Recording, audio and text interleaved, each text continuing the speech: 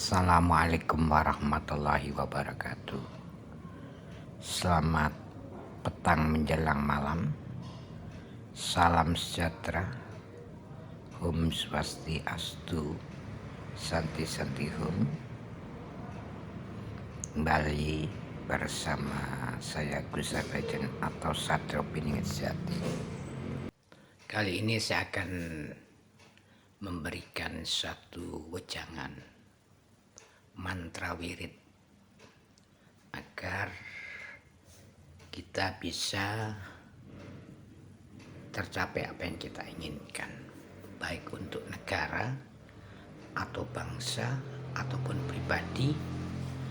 Nah, kalau untuk wirid wejangan untuk bangsa, seandainya dari semua masyarakat Indonesia dan rakyat Indonesia menginginkan bentuk negara ini berubah dari bentuk negara republik menjadi bentuk negara kerajaan Indonesia, wirid dan mantranya yang harus dibaca begini: Yahu ing sunyekseni setuhuni Wismanunggal Jati nagari Indonesia kelawan keraton kang ingkang sinebat kedatone para leluhur kang jumeneng ing tanah Nusantara mbiyen. Sapunika manjing malih dados nagari kerajaan ingkang gemah ripalo jinawi tata tentrem raharja. Damel para rakyatipun saha para abdi negari ingkang sami-sami dados pangayomanipun nagari kerajaan Indonesia milai sapunika ngantos salami-laminipun. Itu diwiridkan sebanyak-banyaknya, karena itu wirid Jawa ya, dalam bahasa Jawa. Dengan wirid itu otomatis kalau Anda menginginkan bahwa Indonesia dengan terbentuknya republik ini kurang menyenangkan, maka Anda boleh memohon untuk agar kekuatan energi bumi Nusantara mengembalikan lagi dengan tatanan yang ada, yaitu Indonesia dengan bentuk kerajaan. Nah, nanti sebutannya kalau di luar negeri sebut Indonesia Kingdom. Nah, pertanyaannya, siapa yang akan menjadi rajanya? Kalau raja itu tidak ada pemilihan, seperti yang terjadi pilpres itu pemilihan langsung itu tidak ada kalau dalam kerajaan. Tapi tata cara untuk menjadi raja itu dulu di zaman kerajaan Majapahit itu ada 9. Pertama syaratnya seorang pangeran dari pangeran-pangeran itu yang diusulkan untuk bisa jadi raja atau prabu itu pertama harus pernah bertapa 6 tahun syaratnya. Minim itu kalau raja zaman dulu. Yang kedua harus waskito, tahu sebelum yang akan terjadi. Yang ketiga harus satrio atau kesatria. Itu syaratnya raja ya. Yang keempat itu harus tahu sasmitaning gaib, tahu berkomunikasi dengan alam kegaiban yang akan terjadi buat kerajaannya sendiri itu. Dan yang kelima selalu memperhatikan tahu sasmitaning bumi Nusantara atau negaranya. Jadi tahu suasana yang terjadi buat teritorial negara itu. Dan yang keenam itu harus punya wahyu makutoromu, wahyu kehormatan ya, wahyu kedudukan raja, dan wahyu sidomukti.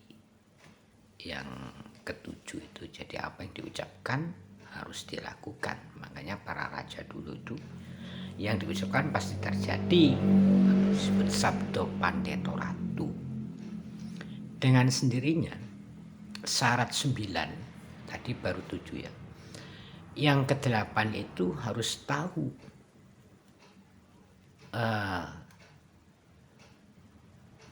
mangesti tata caranya menyembah Tuhan dengan apapun juga, gitu ya. Dan yang ke-9 itu otomatis nisnahning parang kawula lan rakyatnya. Jadi berbuat adil ya, bijaksana, waskita, soho mampu mengayomi hayuning bawono. Lah begitu juga untuk Indonesia. Dari sekian para orang yang suci, kalau menurut saya calon raja Indonesia pertama-tama tidak boleh mencintai dunia berlebihan. Nah, itu terus mempunyai kekuatan lahir dan batin, gitu ya. Yang ketiga, harus pernah puasa minimal itu ya puasa di dalam ekonomi, gitu ya. Itu untuk kekuatan spiritual. Yang keempat, yaitu harus tahu tata literatur dasar negara, yaitu Pancasila, ketuhanan yang Maha Esa, kemanusiaan yang adil dan beradab, persatuan Indonesia, kerakyatan yang dipimpin oleh hikmat kebijaksanaan dalam permusyawaratan perwakilan, keadilan sosial bagi seluruh rakyat Indonesia. Jadi kembali, raja-raja zaman dulu untuk menjadi raja punya persyaratan minimal 9, yaitu tadi harus pernah bertapa 6 tahun. Nah kalau sekarang ini standar untuk jadi raja, karena itu verifikasinya orang-orang yang ahli kebatinan. Kalau zaman dulu di samping intelektual, strategi perang dan sebagainya, satrio, artinya kesatria, mempunyai jiwa satria. Nah, kalau perang itu kesatria itu maju, begitu pasukannya maju dia maju, gitu. Tapi ya hal itu bisa dievaluasi karena zamannya sudah berubah sekarang. Dan yang ketiga, dan yang selanjutnya, ketika negara itu mampu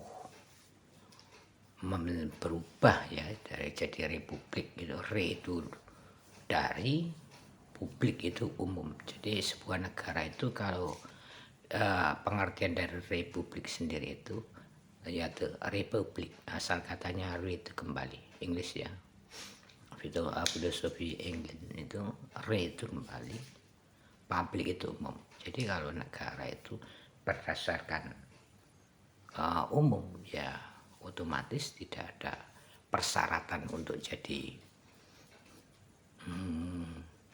pimpinannya. Itu persyaratannya hanya ya mungkin sesuai yang ada sekarang ini, tapi persyaratan batin itu belum mungkin. Persyaratan batin itu diantaranya jujur, tidak cinta dunia. Toh para raja zaman dulu itu begitu dia sudah merasa minta wangsit untuk ini, dia tidak ingin menjadi raja selamanya. Paling dia ingin kalau sudah tua dia lari ke gunung meninggalkan keratonnya, diberikan entah itu adiknya, antar saudaranya yang mempunyai kriteria tadi itu, sehingga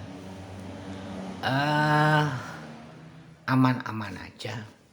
Namun isu yang beredar bahwa kerajaan itu tidak bagus karena semena-mena, itulah pemahaman bahwa bentuk kerajaan itu karena dulu memang isu yang dilempar agar rakyat dan semua masyarakat Indonesia Nusantara pada saat itu agar tidak senang dengan bentuk kerajaan.